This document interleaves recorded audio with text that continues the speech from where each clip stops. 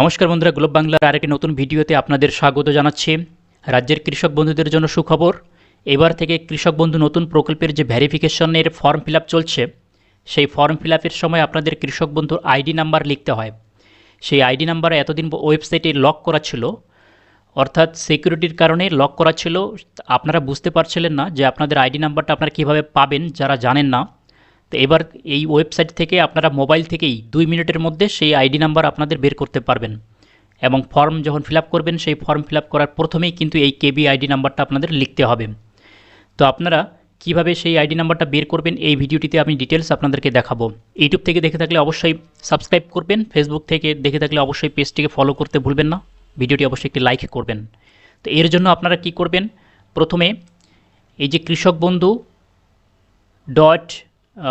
www.gov.in এই ওয়েবসাইটে আপনাদের আসতে হবে। এই ওয়েবসাইটের লিঙ্ক আমি ডেসক্রিপশনে দিয়ে রাখবো। তো এই ওয়েবসাইটে আসার পরে আপনারা কি করবেন, মোবাইল থেকেও বের করতে পারবেন ইজিলি, সেম এইভাবে অপশন পাবেন। এরপর এখানে যে পেজটি ওপেন হবে, এখানে অনেকগুলো অপশন পাবেন, এভাবে স্ক্রল করে নিচে নামবেন। প্রথমে রয়েছে কৃষক বন্ধু সম্পর্কিত অপশন রয়েছে, এরপর নথিভুক্ত কৃষকের তথ্য, কৃষি বিভাগ, এইরকম করে স্ক্রল করে নিচে অনেকগুলো অপশন রয়েছে।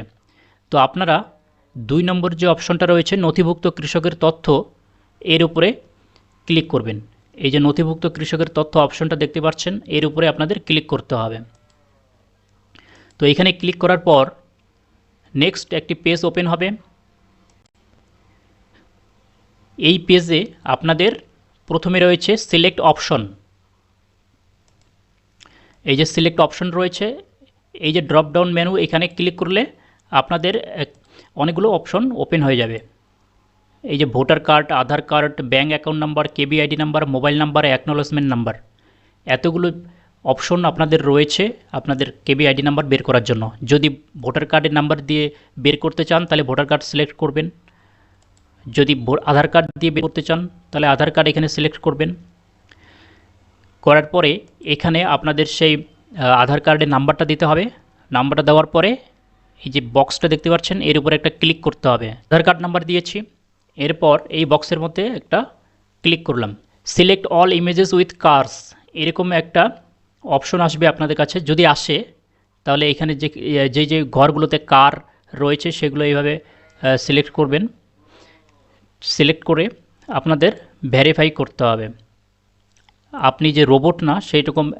এখানে একটা ভেরিফিকেশন আসে, অনেকেরই আসে অনেকেরই আসবে না। তো এইভাবে সিলেক্ট করে এই যে ভেরিফাই আমি সার্চ অপশানে ক্লিক করার পরে এখানে যে নেক্সট আপনাদের ডিটেলস ওপেন হয়ে যাবে। এখানে প্রথমেই দেখতে পাচ্ছেন আপনাদের কেবি আইডি নাম্বার। এই যে এখানে কেবি আইডি নাম্বার দেখতে পাচ্ছেন, আপনার এই নাম্বারটা আপনাদের লিখতে হবে, কেবি আইডি নাম্বার। এরপর এখানে আধার নাম্বারের লাস্ট 4 ডিজিট দেওয়া আছে। এরপর এখানে আপনাদের ফার্মার্স নেম দেওয়া আছে, এবং এই যে ফার্মার্স নেমের যে স্পেলিং দেওয়া আছে সেই স্পেলিং কিন্তু এইভাবেই আপনাদের সেই ফর্মে লিখতে হবে, স্পেলিং যেন ভুল না হয়। এখানে আপনাদের ডিস্ট্রিক্ট, ব্লক এবং গ্রাম পঞ্চায়েত সব ডিটেলস দেওয়া রয়েছে। তো যেভাবে দেওয়া রয়েছে এখানে সেভাবেই আপনাদের ফিল আপ করতে হবে, স্পেলিং যেন ভুল না হয়। এভাবে ইজিলি আপনারা 2 মিনিটের মধ্যে মোবাইল থেকেই কেবি আইডি নাম্বারটা আপনারা বের করতে পারবেন। এরপরেও যদি কোনো সমস্যা হয় বের করতে, অবশ্যই কমেন্ট করে জানাবেন। ইউটিউব থেকে দেখে থাকলে অবশ্যই সাবস্ক্রাইব করতে ভুলবেন না, ফেসবুক থেকে দেখলে অবশ্যই পেজটিকে ফলো করবেন, অবশ্যই ভিডিওটি লাইক করবেন। Thanks for watching.